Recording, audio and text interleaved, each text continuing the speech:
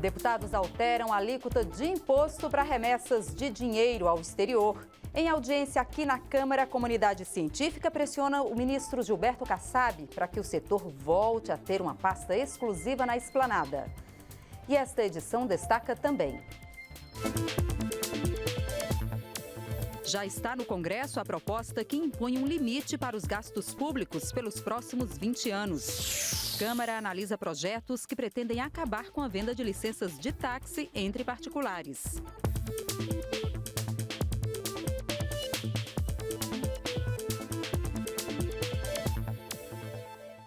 Boa noite em Brasília, 10 horas e 49 minutos. O Jornal da Câmara começa agora. O plenário da Câmara altera a alíquota de imposto para remessas de dinheiro ao exterior. Mas até que a decisão fosse aprovada, os deputados passaram horas votando numa série de sessões marcadas por muita obstrução. O debate sobre a medida provisória se estendeu por todo o dia. Ao final, os deputados aprovaram a redução de 25% para 6% no imposto de renda cobrado sobre remessas de dinheiro ao exterior. A mudança vale para gastos com viagem de turismo e negócios, a serviço e para treinamentos ou em missões oficiais. A redução só vale até o limite de R$20 mil por mês e a nova alíquota é válida até o final do ano de 2019. Ao invés de favorecer o turismo local,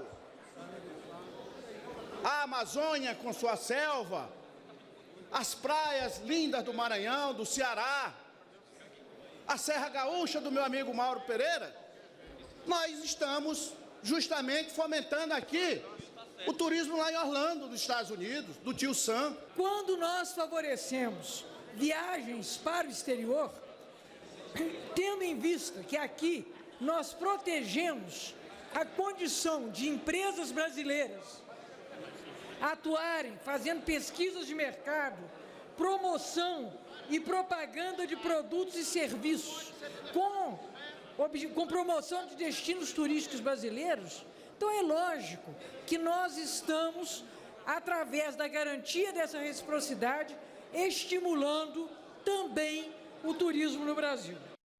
A medida provisória segue agora para o Senado. Já está no Congresso a proposta de emenda à Constituição que impõe um limite para os gastos públicos com base na inflação. Numa reunião com líderes de partidos da base, o presidente interino Michel Temer apresentou a proposta. O principal ponto de negociação entre a equipe de Temer e lideranças políticas era o tempo de vigência da medida. O texto estabelece um prazo de 20 anos para a duração do novo regime fiscal e já entraria em vigor a partir do ano que vem. Gastos com saúde e educação também serão submetidos ao teto. O presidente interino Michel Temer apresentou o texto da proposta de emenda à Constituição nesta reunião no Palácio do Planalto com lideranças de partidos da Câmara e do Senado. As regras de limite para o crescimento das despesas do governo poderão ser alteradas a partir do 10º ano de vigência. Pela proposta, a despesa primária total do governo não poderá ter crescimento real a partir de 2017. Para colocar as contas públicas em dia, o governo interino propõe um teto para as despesas públicas. Os gastos da União, dos poderes judiciário e legislativo, incluindo o TCU, além do Ministério Público e da Defensoria Pública da União, deverão ser reajustados com base na inflação oficial do ano anterior. A proposta aborda de forma diferente do que é feito hoje os gastos mínimos com saúde e educação. Para essas duas áreas, as aplicações previstas na Constituição também vão passar a ser corrigidas pela inflação do ano anterior e não mais pela receita. O ministro da Fazenda disse que, mesmo assim, o governo preserva a destinação de recursos constitucionais para as duas áreas. Sim, se preserva. Porque os valores são corrigidos pela inflação, portanto, se preservam em termos reais, né, depois da inflação. Alguns gastos ficaram de fora do alcance da PEC. As transferências constitucionais a estados, municípios e Distrito Federal e os créditos extraordinários, além das complementações ao Fundeb, despesas da Justiça Eleitoral com eleições e despesas de capitalização de estatais não dependentes. O texto estabelece também uma lista de medidas proibidas caso o limite de gastos seja descumprido por alguns dos poderes ou órgãos. Entre elas, a proibição de reajuste salarial de servidores públicos, contratação de pessoal e realização de concursos. No caso de descumprimento do limite pelo Poder Executivo, as despesas com subsídios concedidos pelo Tesouro não poderão superar os gastos do ano anterior e ficará proibida também a concessão de novos incentivos tributários pelo governo. Não é um plano exclusivamente fiscal, no sentido de que ele, controlando os gastos públicos, ele influencia o funcionamento total da economia. Em primeiro lugar, pelo aumento da confiança. Isso é fundamental agora. O consumidor que está hoje em casa com medo de perder o emprego, ele precisa voltar a ter confiança. Já está voltando devagar, as pesquisas mostram isso, a ter confiança de que ele vai manter o emprego. Então, que ele pode voltar a consumir normalmente. O líder do governo na Câmara, deputado André Moura, protocolou a PEC na Casa na tarde desta quarta-feira. A PEC passa a ter o número aqui na Casa, PEC 241/2016, uma PEC de extrema importância, principalmente pelo momento que atravessa o país. Uma PEC que é diferente daquilo que a oposição vinha especulando de forma antecipada, sem conhecer, na verdade, o conteúdo da PEC. É uma PEC que preserva os investimentos já feitos em saúde e educação. Essa proposta, ela tende a ser muito parecida com o Plano Real, que pegou, e a Lei de Responsabilidade Fiscal, que hoje já há consenso entre essas leis. Portanto, é simples, é como no orçamento doméstico. É arrecadar e gastar. E o que sobra, paga-se o que deve ou investe-se em algum bem.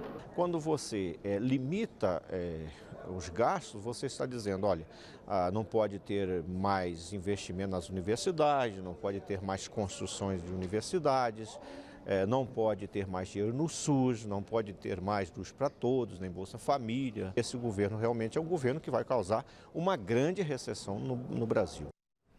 Segundo o ministro da Fazenda, no 10º ano de vigência da regra, o presidente da República poderá enviar ao Congresso um projeto de lei propondo a criação de uma nova metodologia para o cálculo de reajuste do limite das despesas primárias do ano seguinte. E o teto de gastos públicos foi uma das preocupações debatidas no seminário que marcou os 2 anos do Plano Nacional de Educação aqui na Câmara. O PNE determina 20 metas na área de educação, que devem ser cumpridas até 2024. O Plano Nacional de Educação virou lei há 2 anos. Ele determina 20 metas para a educação que devem ser executadas ao longo de 10 anos. Entre elas, a garantia do acesso à escola e a obrigatoriedade de ensino a todas as crianças e adolescentes até 17 anos.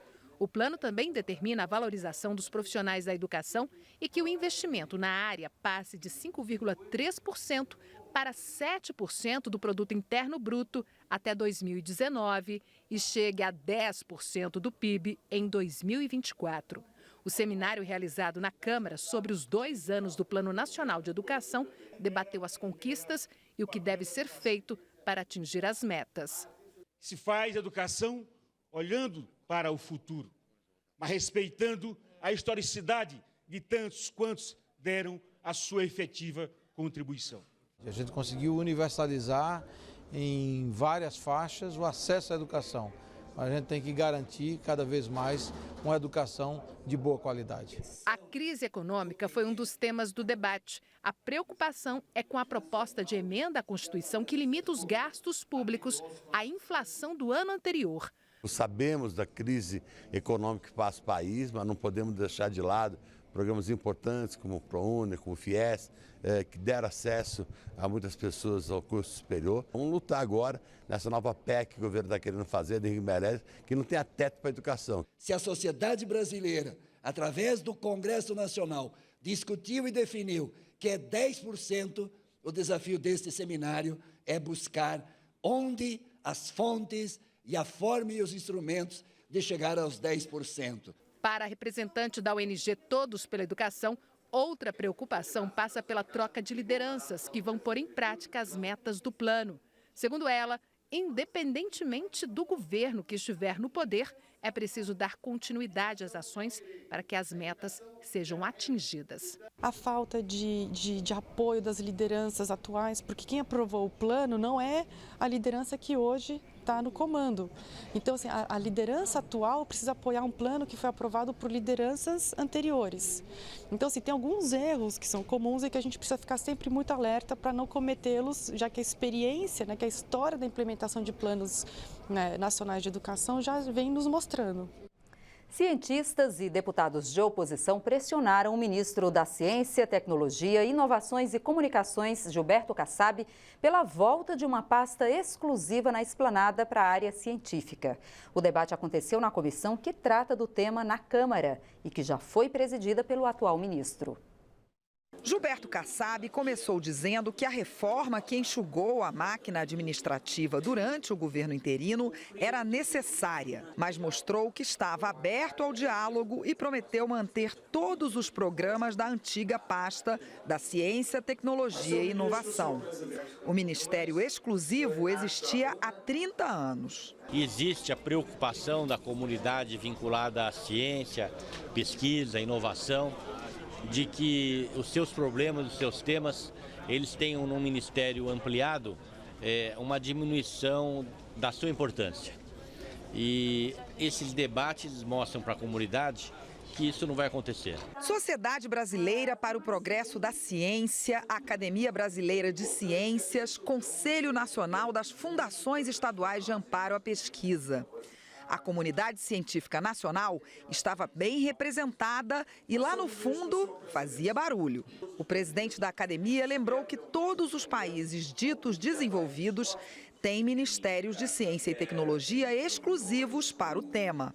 Disse que até nos integrantes dos BRICS, como Índia e China, não há fusão com temas como comunicações. Os deputados se dividiram sobre a fusão dos ministérios. Prejudica o estudante, prejudica as bolsas de estudo, prejudica o trabalho da pesquisa e, é claro, o Brasil daí para frente vai vender soja em grão, vai vender ferro in natura e vai perder em alta tecnologia e capacidade industrial. A convergência tecnológica já deixa essas duas áreas muito próximas. Tanto é que no Brasil, o Funtel, que é um fundo que atende à ciência e que, aliás, não é utilizado como deveria, ele está no Ministério das Comunicações e não de Ciência e Tecnologia. Tanto representantes de instituições científicas quanto parte dos deputados fizeram questão de insistir em um ponto: a importância da ciência e da tecnologia para o desenvolvimento econômico de um país. O grande insumo econômico hoje no mundo é ciência, não é mais terra. Não é mais propriedade da terra, não é mais plantas industriais, é inovação, é a passagem da ciência para o nosso dia a dia. Dados da Academia Brasileira de Ciências mostram que o investimento nacional na área é bem baixo. Na Coreia, eles correspondem a 3% do Produto Interno Bruto, o PIB. Nos Estados Unidos, são de 2,8%. Na China, ficam em 2,1%. No Brasil, os gastos em ciência e tecnologia são de 1,2% do PIB, pouco mais da metade dos investimentos chineses. Os cientistas não se convenceram de que a fusão dos ministérios é positiva, mas gostaram de ouvir do ministro a promessa de que ele tentará recuperar o orçamento da área. Eu vou continuar, que nem eu já comentei, lutando para acabar com a fusão. Mas eu vejo a fala do ministro muito sincera de que vai haver essa manutenção, na verdade, mais do que manutenção, recuperação do orçamento. Porque o nosso orçamento do Ministério foi o mais afetado de todos os ministérios, é cerca de 50% se a gente olhar em relação ao ano passado. Por causa do início da ordem do dia no plenário, o Conselho de Ética cancelou a reunião desta quarta-feira em que iria analisar a representação contra o deputado Jair Bolsonaro do PSC do Rio de Janeiro. O Partido Verde alega que o parlamentar fez apologia à tortura quando homenageou um coronel da ditadura militar no voto pelo impeachment da presidente Dilma Rousseff. A reunião foi remarcada para a próxima terça-feira. Ontem, o Conselho aprovou por 11 votos a 9 o relatório que pede a cassação do deputado Eduardo Cunha por quebra de decoro parlamentar. Cunha deve entrar com um recurso na Comissão de Constituição e Justiça, que vai verificar se houve algum tipo de irregularidade no processo. Em resposta, a CCJ pode determinar que a representação volte a ser analisada pelo Conselho ou siga para o plenário da Câmara. E você vai ver depois do intervalo sancionada a lei que torna obrigatório o uso do farol baixo aceso durante o dia nas rodovias brasileiras. E você vai ver também. Câmara analisa projetos que pretendem acabar com a venda de licenças de táxi entre particulares. A gente volta já.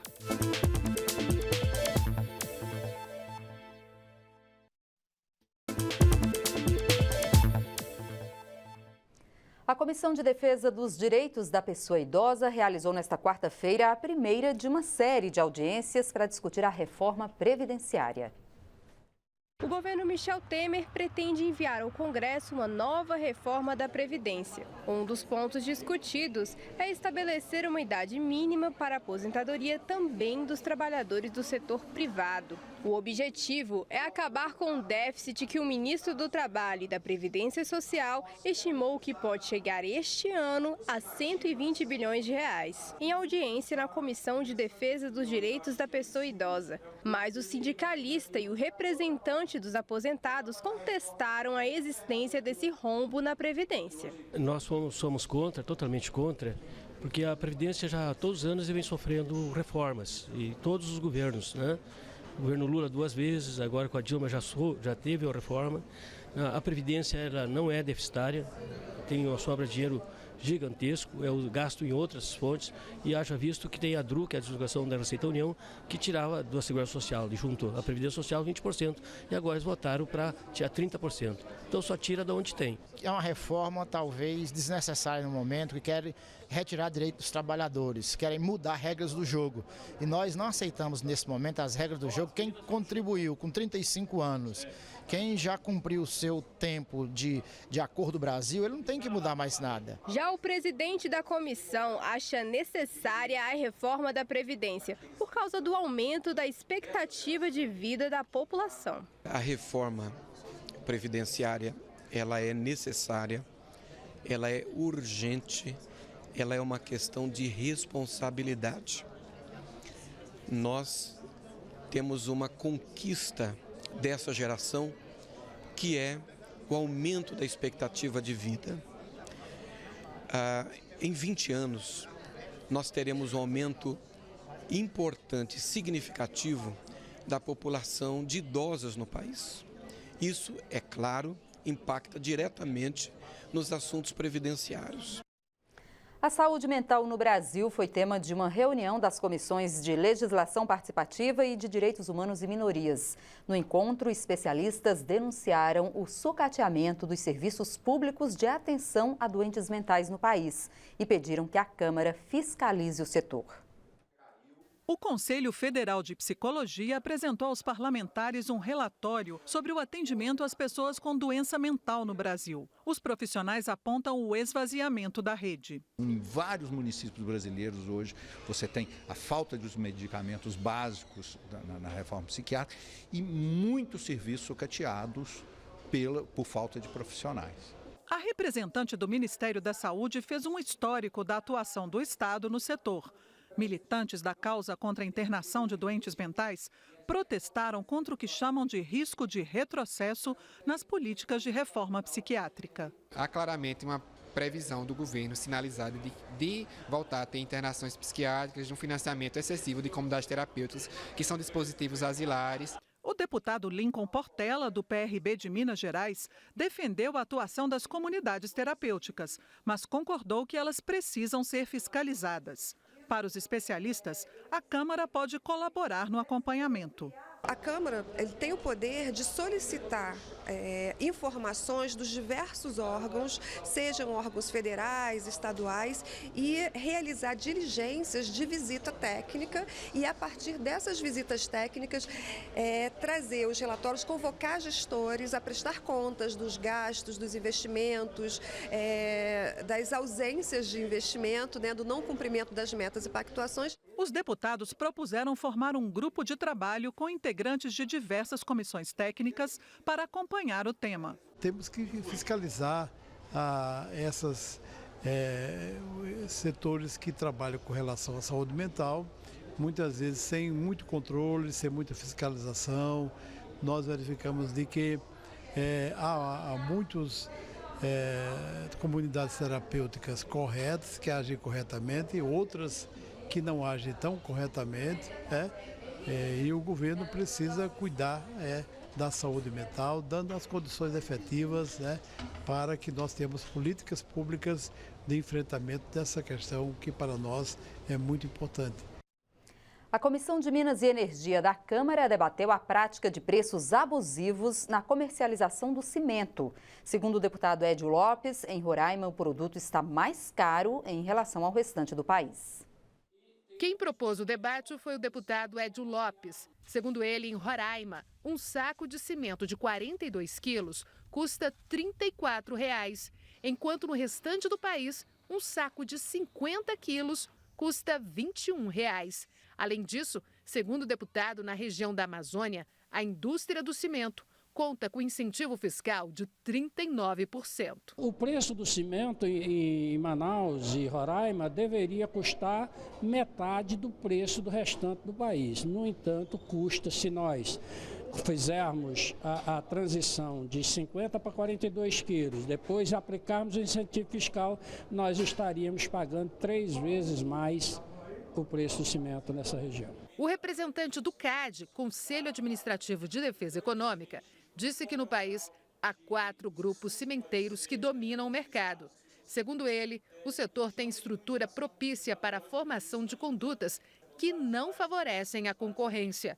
Para evitar o cartel, o CAD já aplicou às empresas multa de R$ 3 bilhões e promete analisar a ação da indústria cimenteira na região. O CAD tem adotado métodos de investigação bastante sofisticados, tem sido elogiado pelos métodos de investigação que tem adotado. Tem uma equipe altamente técnica e capaz, então a ideia é realmente monitorar esse mercado de perto, ficar de olho e, enfim, fazer com que não haja uma conduta concorrência anticompetitiva, que o mercado realmente seja competitivo e tudo em benefício, claro, do consumidor. O deputado Edio Lopes também quer realizar audiência pública com o Instituto Nacional de Metrologia, Qualidade e Tecnologia, o Inmetro, dessa vez sobre a qualidade do cimento vendido na região norte. Segundo o deputado, uma parte do produto vem de outros países, mas não há fiscalização sobre a qualidade do cimento importado. Esse cimento chega no Porto de Manaus sem nenhuma inspeção e é levado para barracões clandestinos e ali são embalados. A data de fabricação constante da embalagem é a data em que eles embalaram. Agora, ninguém sabe no Brasil de onde veio esse cimento, qual é o grau de pureza desse cimento. Nós podemos estarmos ali consumindo um cimento contaminado, até por materiais radioativos. A qualidade desse cimento, ao não ser inspecionado pelo Inmetro, nós poderemos estar colocando em risco a construção civil na região. A Comissão de Esporte realizou audiência pública para debater a situação atual do futebol de base no Brasil. Estiveram presentes na audiência 18 coordenadores de futebol de base dos principais clubes brasileiros. O ponto central levantado pelos convidados foi a necessidade de aumentar as garantias de retorno financeiro aos clubes formadores. O coordenador das categorias de base do Criciúma Esporte Clube defendeu que o contrato com os atletas possa ser feito a partir dos 12 anos de idade. A ideia é o fortalecimento, para os clubes de futebol brasileiro na formação da categoria de base, para que a gente possa estar bastante monitorado, principalmente nos atletas que começam com a idade de 12 anos, que a gente possa ter uma segurança e esses atletas possam ter um vínculo junto ao clube. né, para que a gente possa ter uma segurança para que eles possam chegar ao sub-20, consequentemente chegando numa equipe profissional e posteriormente o clube tem um vínculo atleta para poder estar vendendo ele para o Brasil ou para o exterior. O coordenador de futebol de base da CBF disse que esta audiência pública é um marco. Ela é um marco para quem trabalha no departamento de base, né? Nós vemos aqui 18 clubes representando, quer dizer, cada um dando a sua opinião, podendo os deputados entenderem o que se passa na base, para que nós continuemos sendo o país do futebol, mas para que isso aconteça, nós precisamos ter leis que fortaleçam os clubes e, consequentemente, a CBF é fortalecida com essas leis. Já o deputado Vicente Cândido destacou a importância da contribuição dos convidados e o interesse dos deputados. Eu percebi aqui uma atenção muito grande dos deputados, um interesse muito grande, e a gente fez questão de dar a palavra para os coordenadores, né, de vários clubes brasileiros. Ou seja, se esse texto sai aqui da comissão interpretando esse sentimento daqueles que fazem acontecer o dia a dia, nós temos uma chance muito grande de votar com muito sucesso no plenário, tanto da Câmara como do Senado, e também da sanção pela presidência da República. Eu acredito que essa tarde aqui vai ser uma tarde muito valiosa para o futebol brasileiro.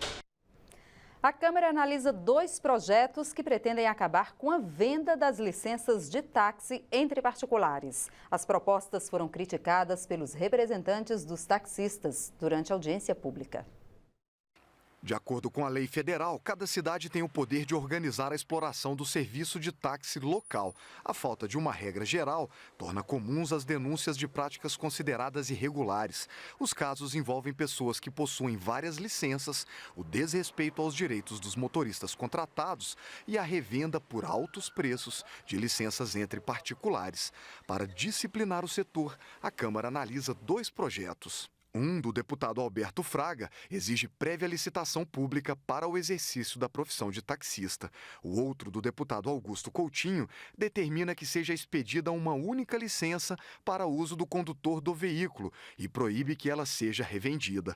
O dono da licença poderá contratar outros motoristas, mas terá que dirigir pelo menos um turno de 8 horas diárias. Em audiência na Câmara, o presidente de uma cooperativa do Rio de Janeiro afirmou que a exigência de licitação é injusta com os taxistas que já estão no mercado. O taxista está há mais de 30 anos na praça, então ele vai ter que devolver a permissão dele para o poder concedente e passar por uma licitação.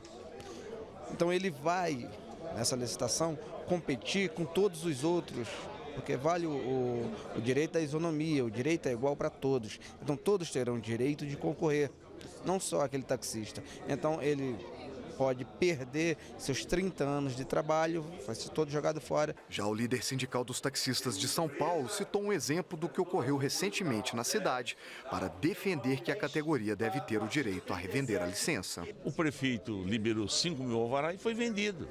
Cada motorista está pagando 60 mil reais. Agora, se ele comprou, por que ele não pode vender? Isso é que eu queria saber.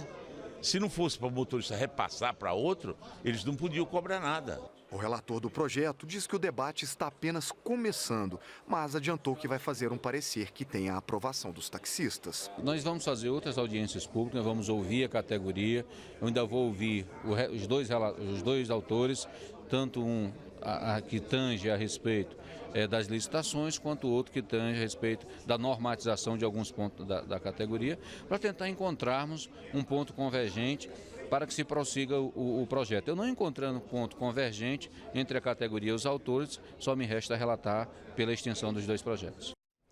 Já foi sancionada a lei que torna obrigatório o uso do farol baixo aceso durante o dia nas rodovias brasileiras. O uso dos faróis durante o dia permite que um veículo trafegando em sentido contrário seja avistado a cerca de 3 quilômetros de distância. Esse procedimento já é adotado em vários países do mundo. A medida visa reduzir o número de acidentes, principalmente em estradas de mão dupla. A nova lei torna obrigatório o uso do farol baixo aceso durante o dia, não apenas nas rodovias, mas também em túneis. O autor do projeto, o deputado Rubens Bueno, destacou os benefícios da medida. São dados já publicados e científicos comprovando isso. Tem inclusive dados dos Estados Unidos, onde as colisões diminuíram em 5% e lá onde as rodovias são boas. E também acidentes com ciclistas e pedestres diminuíram em 12%. Na Argentina chegou a 28% a redução. Então é importante essa coisa boa de ter os faróis ligados, acesos nas estradas brasileiras durante o dia para evitar acidentes e com certeza salvando vidas. O coordenador da Frente Parlamentar do Trânsito Seguro, o deputado Hugo Leal, reforçou os benefícios do uso do farol. Isso é fundamental para você conseguir visualizar o veículo. Às vezes, hoje em dia, é normal um veículo cinza, um veículo chumbo, um veículo preto, às vezes, dificilmente você o vê no horizonte. Não só a luz acesa, o farol baixo aceso, tem visibilidade para um outro veículo, mas principalmente para os pedestres, para quem está atravessando a pista, às vezes, poder perceber até mesmo a questão da distância. O farol também ajuda a fazer essa visualização. Motoristas ouvidos nas ruas apoiaram a nova lei. A questão do farol, ele traz mais segurança. Isso aí, sem dúvida alguma, que a segurança é bem melhor. Eu tive a oportunidade de ir para fora do Brasil algumas vezes e lá é costume assim, lá é lei assim. E além disso, te dá mais segurança para quem está vindo também. Isso vai ajudar muito a população. Eu acho que ela é oportuna, ela é necessária e tem um estudo já que comprova que o desgaste do carro é mínimo, o consumo ele é ínfimo, perto da segurança que ele promove. Então eu sou totalmente favorável a essa lei. O governo federal ainda vai definir o prazo para que a lei entre em vigor, já que são necessárias algumas providências junto aos órgãos de trânsito nos estados e municípios. Esta edição termina agora. Para outras informações ou para rever nossas reportagens, é só acessar a nossa página na internet. O Jornal da Câmara volta amanhã. Até lá. Tchau.